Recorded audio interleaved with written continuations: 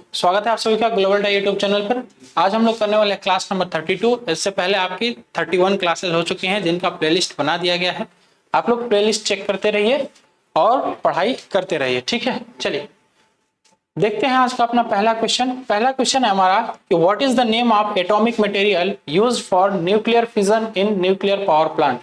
Nuclear power plant में कौन सा मटेरियल यूज किया जाता है, इसमें से कौन सा मटेरियल यूज किया जाता है, किसके लिए?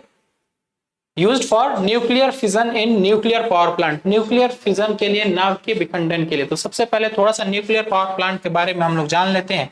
जो हमारा न्यूक्लियर पावर प्लांट है, न्यूक्लियर पावर प्लांट ये किस टाइप का पावर प्लांट है? तो ये हमारा है आपका कन्वेंशनल टाइप का power plant, conventional type power plant है, ठीक है। कन्वेंशनल टाइप का पावर प्लांट है। अच्छा, इसमें फ्यूल के रूप में क्या यूज किया जाता है? तो इसमें फ्यूल के रूप में हम लोग या तो यूरेनियम का यूज करते हैं, यूरेनियम का, या फिर थोरियम का यूज करते हैं, थोरियम का, ठीक है। थोरियम, यूरेनियम का या फिर थोरियम का। यहाँ पे 92U238 इसका यूज किया जाता है, ठीक है। और यहाँ पे सिलिकॉन क्या है? सिलिकॉन तो आपका अर्धचालक हो जाता है। मतलब कुल मिला के इसमें फ्यूल के रूप में हम लोग रेडियो एक्टिव एलिमेंट यूज करते हैं, radio active element, radio active element, ठीक है। रेडियो एक्टिव एलिमेंट का यूज करते हैं। तो जो आपका यूरेनियम है या थोरियम है, ये आपके रेडियो एक्टिव एलिमेंट है, तो इन्हीं का यूज किया जाता है। तो यहाँ पे क्या हो जाएगा? यहाँ पे थोरियम एकदम करेक्ट आंसर बन जाएगा। परमाणु स्टेशन में परमाणु विखंडन के लिए हम लोग प्रयुक्त किसका करते हैं? थोरियम का यूज करते हैं। जो आपका कैडमियम है, इसका किस लिए यूज करते हैं? इसका यूज कंट्रोल रॉड के लिए किया जाता है। मतलब जो ये विखंडन होता है, नाभिकीय विखंडन की क्रिया, उसको कंट्रोल करने के लिए हम लोग कैडमियम का यूज करते हैं। एक कंट्रोल रॉड लगाते हैं, जो कंट्रोल रॉड कैडमियम मटेरियल का बना होना चाहिए, ठीक है ना। चलो अगला क्वेश्चन देखते हैं हम लोग कि फोटोवोल्टाइक सेल बनाने के लिए प्रयुक्त सामग्री का क्या नाम है। फोटोवोल्टाइक सेल बनाने के लिए पिछली क्लास का लास्ट क्वेश्चन यही था कि हमारा जो सोलर सेल है, सोलर सेल बनाने के लिए किसका यूज किया जाता है, किस मटेरियल का यूज किया जाता है। तो सोलर सेल बनाने के लिए हमने आपको बताया था कि सिलिकॉन का यूज करते हैं, क्योंकि सिलिकॉन में जो आपकी लीकेज करंट है, लीकेज करंट का मान थोड़ा सा कम रहता है, जर्मेनियम में ज्यादा रहता है। तो हम लोग ऐसा अर्धचालक लेते हैं जिसमें लीकेज करंट का मान थोड़ा सा कम हो। तो इससे यहाँ पे जो आपका सोलर सेल है वो किस प्रिंसिपल पे काम करता है? पीवी प्रिंसिपल पे, फोटोवोल्टाइक प्रिंसिपल पे काम करता है। तो सोलर सेल को हम लोग पीवी सेल भी कहते हैं, इसीलिए ये भी आपका सिलिकॉन का ही बना रहना चाहिए, है ना।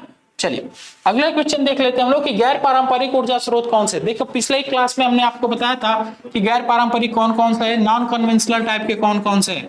नॉन कन्वेंशनल में आपका आ जाता है सोलर सेल के बाद फिर आ जाता है आपका विंड के बाद फिर आ जाता है आपका थर्मल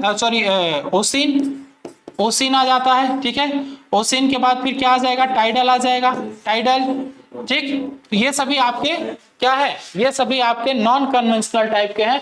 तो इसमें देखिए, इसमें कौन सा होगा? यहाँ पे विंड एकदम करेक्ट आंसर होगा। अब कुछ लोग कहेंगे कि सर क्या इसमें वाटर नहीं होगा? तो भाई हमने आपको बताया था कि जो आपका हाइड्रो पावर प्लांट है ना, हाइड्रो पावर प्लांट किस में आता है? कन्वेंशनल टाइप में आता है, क्योंकि बहुत पहले से चला आ रहा है। और हाइड्रो पावर प्लांट को बनाने के लिए हम लोग थोड़ा सा मैन्युफैक्चरिंग करते हैं, किसके लिए? पानी को इकट्ठा करने के लिए, ठीक है। तो यहाँ पे हाइड्रो पावर प्लांट वाला जो पानी का ऑप्शन है, पानी वाला ऑप्शन हमारा कन्वेंशनल में आ जाता है, इसलिए हमने यहाँ पे पानी को नहीं लिया है ना। चलिए, which is the natural source of energy. Natural source इसमें से कौन सा है? तो यार नेचुरल सोर्स तो इसमें सीधे सीधे हमें दिख रहा है कि सूर्य ही नेचुरल सोर्स है। ये जो सूर्य है, सूर्य से कौन सी ऊर्जा प्राप्त होती है? हमें सौर ऊर्जा प्राप्त होती है, सौर ऊर्जा प्राप्त होती है। बाकी जो आपका हीट है, हीट तो किसी ना किसी चीज को जला के ही यूज किया जाता है ना। किसी ना किसी चीज को जला के ही यूज किया जाता है। बाकी कोयला आपका एनर्जी सोर्स है नहीं। कोयला क्या है? एक आपका खनिज पदार्थ है, और बायोगैस जो है ये भी आपका एक खनिज ही पदार्थ है, ठीक है। तो हीट जो है, हीट आपका एनर्जी तो है, लेकिन ये कहां से बनता है? ये आपका बनता है कोयले से बनता है, या किसी भी चीज को जलाने से बनता है। जो आपके डायरेक्ट एनर्जी हमें प्राप्त हो रही है वो कहां से प्राप्त होती है? वो सन से प्राप्त होती है। कौन सी एनर्जी प्राप्त होती है हमें? सोलर सेल प्राप्त होती है। कहेंगे आपके सर कोयला भी तो प्राकृतिक रूप से ही मिलता है, तो कोयला जी एकदम आपकी बात सही है कि प्राकृतिक रूप से मिलता है, लेकिन ये एनर्जी सोर्स नहीं है, ये क्या है, ये एक आपका मिनरल्स खनिज पदार्थ है, ठीक है, खनिज पदार्थ है। चलो, हाइड्रो इलेक्ट्रिक प्लांट की योजनाबद्ध व्यवस्था के घटक में एक्स का नाम बताना। ये जो एक्स लिखा हुआ है, इस एक्स का नाम आपको बताना है कि इस एक्स का नाम क्या है। तो देखो यहाँ पे ये आपका हो जाता है डैम, इसे क्या कहते हैं हम लोग, डैम कहते हैं, डैम या बांध, डैम कह लो या फिर इधर कह लो बांध, ठीक है ना। और ये यहां से लेके इधर इधर आपका ये क्या रहता है, इसे हम लोग कहते हैं टेलरेस, टेल रेस कहते हैं, ठीक है। और यहां से यहां तक के बीच को क्या कहते हैं, इसी को हम लोग कहते हैं प्रेशर चैनल, प्रेशर चैनल, ठीक है, प्रेशर चैनल। और इस प्रेशर को कंट्रोल करने के लिए हम लोग क्या लगाते हैं इसके बीच में, इसके बीच में लगाते हैं सर्ज टैंक, सर्ज टैंक। तो ये जो है ये क्या है, ये है आपका सर्ज टैंक। और ये जो आपको पाइप की तरह दिख रहा है ये क्या है, इसी को हम लोग कहते हैं पेन स्टॉक, पेन स्टॉक। अब इस पेन स्टॉक का काम क्या होता है, ये पानी यहां से डैम से पानी को कहां तक लेके आता है, डैम से पानी को डैम से टरबाइन तक लेके आता है, पानी को डैम से टरबाइन तक लेके आता है, टरबाइन, टरबाइन तक ले जाता है या लेकर आता है, जो भी लिखना है लिख लीजिए, ठीक है। और क्वेश्चन में आपसे क्या पूछा है, इसके बारे में पूछा है। यहाँ पे आपका ये टरबाइन लगा हुआ है, ये क्या है, ये आपका टरबाइन लगा हुआ है। क्वेश्चन में आपसे इसके बारे में पूछा है, तो ये क्या है, ये है आपका सर्ज टैंक। तो यहाँ पे बी एकदम करेक्ट आंसर बनेगा। चलिए नेक्स्ट क्वेश्चन पे आ जाते हैं हम लोग कि एक गैर पारंपरिक ऊर्जा स्रोत कौन सा है। गैर पारंपरिक, देखो यार मैं कई बार आपको रिकॉल करा दिया हूं, कन्वेंशनल, नॉन कन्वेंशनल। कन्वेंशनल को हम लोग क्या कहते हैं, पारंपरिक, और नॉन कन्वेंशनल क्या कहते हैं, गैर पारंपरिक कहते हैं, ठीक है। तो आपको याद रखना है कि कौन सा हमारा कन्वेंशनल टाइप का है, कौन सा नॉन कन्वेंशनल है। कन्वेंशनल में प्रायः 4 अक्सर नाम लिए जाते हैं, thermal power plant, diesel power plant, फिर आपका न्यूक्लियर पावर प्लांट और आपका हाइड्रो पावर प्लांट, ठीक है। ये 4 अक्सर नाम लिए जाते हैं। अब देख लीजिए कि उसमें से छोड़ के कौन अलग है, night, sun rays, store water और पल्वेराइज्ड कोल, पल्वेराइज्ड कोल, पल्वेराइज्ड कोल। देखो स्टोर वाटर भाई संग्रहित पानी, ये तो खत्म हो जाएगा ना, तो ये आपका किस में आएगा, ये आपका आ जाएगा कन्वेंशनल में, ये भी आपका आ जाएगा कन्वेंशनल में ही, कन्वेंशनल मेथड हो गया, ठीक है ना। और फिर जो आपका पल्वेराइज्ड है, ये भी आपका कन्वेंशनल टाइप का। ये जो आपका लिंगानाइट है, ये क्या है, ये कोयले का एक टाइप है, कोल का क्या है, कोल का प्रकार है। तो ये भी क्या है, ये भी आपका कन्वेंशनल टाइप ही है, कन्वेंशनल टाइप ही है। तो यहाँ पे नॉन कन्वेंशनल कौन सा हुआ, सन रेज हुई, सन रेज आपका नॉन कन्वेंशनल बनेगा।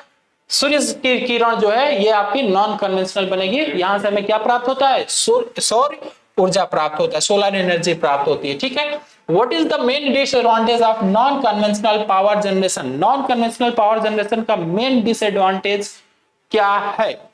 ऑप्शन दिया हुआ है, poor efficiency, non constant, no constant generation, can use only light load, heavy load can not be operated. Heavy load को ऑपरेट नहीं किया जा सकता, इसमें हैवी लोड को ऑपरेट नहीं किया जा सकता। तो यहाँ पे सबसे बड़ा डिसएडवांटेज क्या है भाई, देखो जो आपके सोलर प्लांट है ना, सोलर प्लांट के द्वारा हम लोग हैवी लोड को भी चला लेते हैं, ये इसमें कोई बहुत दिक्कत वाली बात नहीं है। लेकिन जो आपका सोलर पावर प्लांट, देखिए नॉन कन्वेंशनल में सबसे अच्छा पावर प्लांट आपका माना जाता है सोलर पावर प्लांट, ठीक है। Solar power plant, solar power plant जो है इसकी इफिशियंसी कितनी होती है, केवल 20% होती है, केवल और केवल 20%। तो यही हमारे लिए सबसे बड़ा डिसएडवांटेज बन जाता है कि इनकी जो इफिशियंसी है ना बहुत ही ज्यादा कम होती है, बहुत ही ज्यादा कम होती है, पुअर इफिशियंसी होती है। इस वजह से हम लोग इसका यूज पहले तो बहुत कम करते थे, लेकिन अब चूंकि हमारे पास रिसोर्सेज कम हो रहे हैं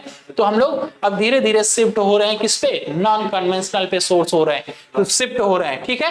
तो यहाँ पे 177 का एकदम आंसर करेक्ट हो जाएगा। कौन सा ऑप्शन करेक्ट था भाई, ए ऑप्शन करेक्ट था। चलिए नेक्स्ट क्वेश्चन पे आ जाते हैं कि कौन से शक्ति उत्पादन में भारी जल के शुद्धि संयंत्र की आवश्यकता होती है।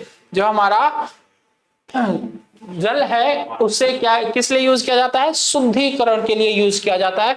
Which power generation require heavy water treatment plant, water treatment plant किस लिए लगाए जाते हैं, तो जो आपका न्यूक्लियर पावर प्लांट होता है ना, nuclear power plant, nuclear power plant, nuclear power plant में आप सभी ने देखा था कि न्यूक्लियर पावर प्लांट में भी हम लोग जो हमारा हीट एक्सचेंजर था, हीट एक्सचेंजर में हम लोग क्या यूज किए थे, वहां पे हीट एक्सचेंजर के बाद जो हमारा लगा हुआ था आपका बॉयलर, बॉयलर ये क्या कर रहा था, ये वाटर को स्टीम में कन्वर्ट कर रहा था, वाटर को स्टीम में कन्वर्ट कर रहा था। चूंकि ये जो हमारे पास हीट प्राप्त हो रही है कहां से प्राप्त हो रही है, वो रेडियो एक्टिव एलिमेंट से प्राप्त हो रही है। तो इस वजह से इनका शुद्धिकरण करना, इनका ट्रीटमेंट करना बेहद जरूरी होता है। यदि ट्रीटमेंट नहीं करेंगे तो ये जो जल होगी, ये जल प्रदूषित होगी, इसमें अल्फा बीटा गामा जो रेडिएशंस है, रेडिएशंस मौजूद रहेंगी, तो वो बहुत ही ज्यादा हानिकारक बनेंगी हमारे लिए। इसलिए हम लोग हमेशा क्या करते हैं, इसलिए हमेशा इसका ट्रीटमेंट करते हैं, पानी का, जल का ट्रीटमेंट करते हैं, ताकि जो भी उसमें रेडिएशंस मौजूद हैं वो रेडिएशंस खत्म हो जाए। ठीक है, तो यहाँ पे डी ऑप्शन एकदम करेक्ट हो जाएगा। और एक चीज और यहाँ पे खास बात हो जाती है न्यूक्लियर पावर प्लांट के लिए कि इसमें डबल शिल्डिंग की जाती है। जहां पे भी हमारा पावर प्लांट रहता है वहां पे शिल्डिंग डबल की जाती है, डबल शिल्डिंग की जाती है, डबल कवरिंग किया जाता है या कवच लगाया जाता है, ताकि रेडिएशन कम से कम हो। ठीक है, चलिए अगला क्वेश्चन देखते हैं कि पवन ऊर्जा उत्पादन में कौन सी डिवाइस हवा की गति को महसूस करती है, हवा की गति को महसूस करने वाली इसमें से डिवाइस कौन सी है। तो देखिए जो आपकी पवन चक्की होती है, पवन चक्की में सबसे पहले हवा को फेस करने वाला कौन सा टर्मिनल होगा, सबसे पहले हवा को फेस, जैसे मैं यहाँ पे बना देता हूं पवन चक्की, है ना, ये मान लो आपका हो गया पवन चक्की, और यहां पे हमने क्या लगा दिया, यहां पे हमने 3 ब्लेड लगा दिए कुछ इस तरीके से, ये 3 आपके ब्लेड हो गए। तो सबसे पहले तो हवा आके टकराएगी इन्हीं ब्लेड पे ही, ये जो ब्लेड है इन ब्लेड पे ही आके, या ये जो पंखे पे आके टकराएगी, इनकी लंबाई बहुत अधिक तक होती है, तो आके यहाँ पे टकराएगी। तो ये पंखा क्या करेगा, ये पंखा किससे जुड़ा रहता है, ये जुड़ा रहता है आपके टरबाइन कंट्रोलर से, टरबाइन कंट्रोलर से, या फिर कह सकते हैं आप कि टरबाइन के शाफ्ट से सीधे सीधे ये जुड़ा रहता है। तो जो आपकी हवा है वो सीधे किस पर इफेक्ट करती है या किस पे प्रभाव डालती है, तो जो हमारा टरबाइन का शाफ्ट है उस पे प्रभाव डालती है, क्योंकि जैसे ही हमारी पंखी रोटेट होगी तो इसका मतलब है कि हमारी जो टरबाइन है, टरबाइन की भी पंखी रोटेट होगी। ठीक है, तो टरबाइन कंट्रोलर यहाँ पे एकदम करेक्ट आंसर बनेगा। ठीक है, चलो अगला क्वेश्चन देख लेते हैं कि ऊंचे हेड वाले हाइड्रो इलेक्ट्रिक पावर प्लांट में किस प्रकार की किस टरबाइन का उपयोग किया जाता है, ऊंचे हेड वाले पावर प्लांट में किस प्रकार के टरबाइन का उपयोग किया जाता है। तो देखिए जो आपके हाइड्रो पावर प्लांट होते हैं ना, हाइड्रो पावर प्लांट में 3 तरह के टरबाइन का यूज किया जाता है, हाई हेड, मीडियम हेड और low head. High head, medium head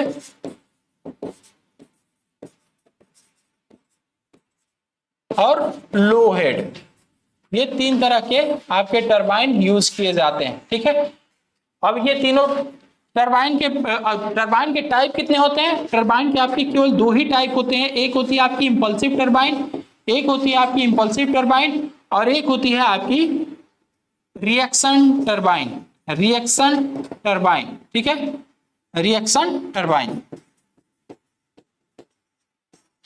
ये 2 मेन पार्ट होते हैं आपके टरबाइन के। इन्हीं दोनों पार्ट से फिर आपके ये हाई, लो, मीडियम ये सभी बनाए जाते हैं। ठीक है, तो यहाँ पे जो हम लोग हाई हेड के लिए जो हम लोग टरबाइन यूज करते हैं, वो कौन से टरबाइन यूज करते हैं दोस्त, वो यूज करते हैं हम लोग इंपल्सिव टरबाइन, इंपल्सिव टरबाइन। तो यहाँ पे इंपल्सिव टरबाइन बी ऑप्शन में दिया हुआ है।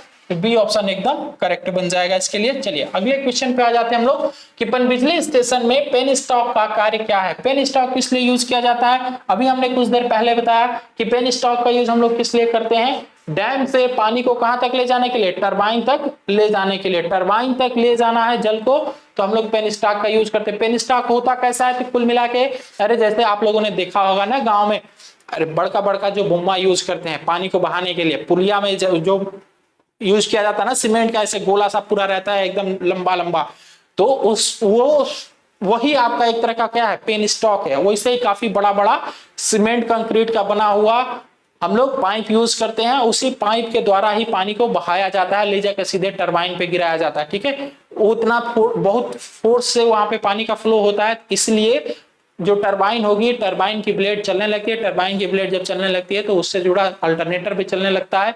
अल्टरनेटर चलता है तो वो बिजली पैदा करता है। ठीक, ये पूरा प्रोसीजर होता है। तो ये क्या करता है पेन स्टॉक भाई? Penstock carries water to turbine, turbine तक पानी को ले जाता है। बस यही काम होता है आपके पेन स्टॉक का, है ना। चलिए, स्टीम पावर स्टेशन में बॉयलर का उद्देश्य क्या है? जो हमारा बॉयलर है, बॉयलर का मेन उद्देश्य क्या होता है? तो बॉयलर का मेन उद्देश्य ये होता है कि जो हमारा पानी होता है, पानी वाटर को किस में कन्वर्ट करे? वाटर को ये कन्वर्ट कर दे स्टीम में। वाटर को किस में कन्वर्ट करे भाई? स्टीम में कन्वर्ट करे। यही आपका होता है मेन काम किसका? बॉयलर का। बॉयलर वाटर को स्टीम में कन्वर्ट करना ही आपका बॉयलर का काम होता है। ठीक है, इसने लिखा है कि सुपर हीट्स द स्टीम, भाप को अधिक गर्म करना, भाप को अधिक गर्म करना, ये किसका काम होता है? ये होता है सुपर हीटर का काम। ये किसका काम होता है? सुपर हीटर का काम। सुपर हीटर क्या करता है? जो आपकी नमी युक्त वेट जो आपके पास स्टीम होती है, वेट स्टीम को एकदम ड्राई स्टीम में कन्वर्ट करता है। कौन? ड्राई स्टीम में कन्वर्ट करता है आपका ये सुपर हीटर। ठीक है, heats feed water and air, heats feed water and air, ये कौन करता है? ये करता है आपका इकोनोमाइजर। ठीक है, फीड वाटर को, जो फीड वाटर होती है, फीड वाटर को गर्म करने का काम कौन करता है? आपका इकोनोमाइजर करता है। ठीक है, कन्वर्ट्स वाटर इनटू स्टीम, यही काम है आपके बॉयलर का। यही काम किसका है? बॉयलर का। बॉयलर। ठीक, चलिए, जले हुए ईंधन से गर्मी को मुक्त करता है, इसको तो छोड़ दीजिए। चलिए नेक्स्ट क्वेश्चन पे आ जाइए। Which type of power plant is more efficient, इसमें से कौन सा पावर प्लांट है जिसकी इफिशियंसी सबसे अधिक होती है? तो एक बात आपको जान के हैरानी होगी कि जो आपका हाइड्रो पावर प्लांट है, इसकी इफिशियंसी इन सभी की तुलना में बहुत ही ज्यादा होती है। कितनी होती है? लगभग 85 से 90%, 85% से लेके 90% तक होती है इन सभी की इफिशियंसी। और बाकी सबकी इफिशियंसी की बात करें तो बाकी सबकी इफिशियंसी की यदि बात करेंगे तो देखिए, आपकी जो स्टीम टरबाइन होती है, इसकी इफिशियंसी 29% से लेके लगभग 35% तक होती है। 29% से लेके 35% तक होती है। जो आपका डीजल पावर प्लांट है, डीजल पावर प्लांट की थोड़ी सी ज्यादा होती है, लगभग 40 से लेके 45% तक हो जाती है। ठीक है, और जो आपका न्यूक्लियर पावर प्लांट है, न्यूक्लियर पावर प्लांट की भी एफिशिएंसी यही 40-45 के रेंज में रहती है, या बहुत होता तो 50 के रेंज में चली जाती है। लेकिन ये देखो hydro power plant, hydro electric power plant, इसका 85 से 90%, इसीलिए इसका अक्सर यूज किया जाता है। ये हमारे लिए थोड़ा सा ज्यादा कॉस्टली तो पड़ता है, और ये घाटा ये भी है कि इसे मतलब किसी ना किसी पहाड़ी एरिया या नदी के किनारे ही बनाना पड़ता है, तो वहां से ट्रांसमिशन का भी एक हमारे लिए ज्यादा थोड़ा सा नुकसानदायक होता है। लेकिन भाई बिजली ज्यादा यहाँ से पैदा होती है, तो इसलिए हाइड्रो पावर प्लांट को थोड़ा प्रीफर किया जाता है ज्यादा। और ये एक तरह से कह सकते हैं कि सस्टेनेबल पावर प्लांट है, ज्यादा विश्वसनीय पावर प्लांट है। ठीक है, चलिए तो देखते हैं आज का लास्ट क्वेश्चन। लास्ट क्वेश्चन क्या है कि परमाणु रिएक्टर में नियंत्रण छड़ के लिए, देखो आज का जो पहला क्वेश्चन था, पहले क्वेश्चन में हमने आपको बताया था कि कंट्रोल रॉड के लिए हम लोग किसका यूज करते हैं दोस्त? न्यूक्लियर पावर प्लांट में कंट्रोल रॉड में हम लोग, कंट्रोल रॉड के लिए हम लोग यूज करते हैं किसका? कैडमियम का। कैडमियम का यूज करते हैं। ठीक है, कैडमियम का यूज किया जाता है कंट्रोल रॉड के लिए। कहां पे? न्यूक्लियर पावर प्लांट में, न्यूक्लियर पावर प्लांट में। और देखो न्यूक्लियर पावर प्लांट में जब आप देखेंगे तो वहां पे एक मॉडरेटर का भी यूज किया जाता है। मॉडरेटर जो क्या करता है? मॉडरेटर जो न्यूट्रॉन्स की गति को कम करता है, जो न्यूट्रॉन्स की गति को थोड़ा सा कम करता है, तो वो होता है आपका मॉडरेटर। और मॉडरेटर में हम लोग किसका यूज करते हैं? वहां पे हम लोग हैवी जल का हैवी जल हैवी HEAVY हैवी वाटर या फिर ग्रेफाइट का यूज करते हैं हम लोग मॉडरेटर के रूप में, ग्रेफाइट, ठीक है। और कंट्रोल रॉड के रूप में हम लोग यूज करते हैं किसका, कैडमियम का यूज करते हैं। तो यहाँ पे कैडमियम दिया हुआ है सी ऑप्शन में, जो कि एकदम करेक्ट आंसर बनेगा इस क्वेश्चन के लिए। तो आज के क्वेश्चन तो बहुत ही सिंपल थे, बहुत ज्यादा हार्ड नहीं थे, बहुत सिंपल क्वेश्चन थे। तो चलिए आज के लिए हम लोग इतना ही रखते हैं, फिर मिलते हैं नेक्स्ट क्लास में आगे के क्वेश्चंस के साथ। धन्यवाद।